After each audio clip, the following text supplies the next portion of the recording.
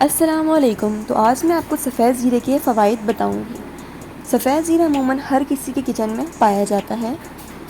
سفید زیرہ انسانی جسم کی اہم ضرورت ہے۔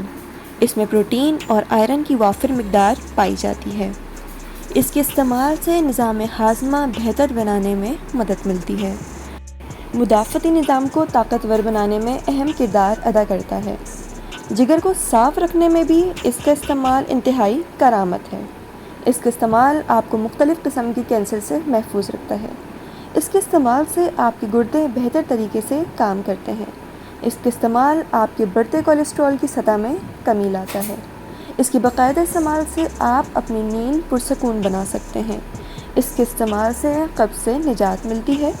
دودھ پلانے والی مائیں اگر زیرہ کھا کر پانی پی لیں تو دودھ کی مقدار بڑھ جاتی ہے۔ زیرہ بلغم میں کمی لاتا ہے۔